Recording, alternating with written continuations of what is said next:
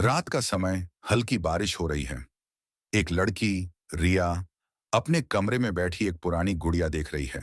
ये गुड़िया उसे उसकी दादी के पुराने घर से मिली थी।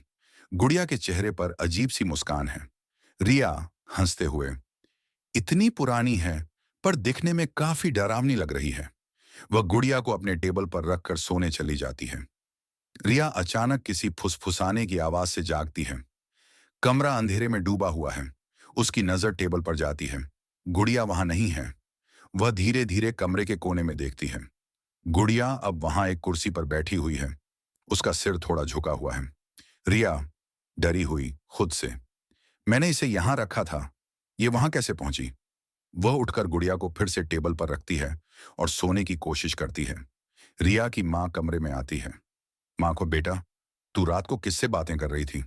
रिया हैरान होकर, मैंने तो किसी से बात नहीं की।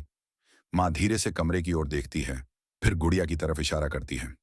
माँ, फिर ये कमरे के दरवाजे के पास कैसे पहुंची? रिया घबराकर देखती है। गुड़िया अब दरवाजे के पास बैठी हुई है। उसकी मुस्कान और भी चौड़ी हो गई है। रिया घबराकर गुड़िया को उठाकर बाहर फेंक देती है। लेकिन जैसे ही वह पलटती है, गुड़िया फिर से उसके पलंग पर बैठी होती है। पीछे से किसी के हंसने की हल्की आवाज आती है। रिया कांपती हुई धीमे स्वर में, यह यह कैसे हो सकता है? अचानक गुड़िया की आंखें हिलती हैं और कैमरा अचानक ब्लैक हो जाता है। स्क्रीन पर टेक्स्ट आता है, कुछ चीजें सिर्फ देखने के लिए नहीं होती,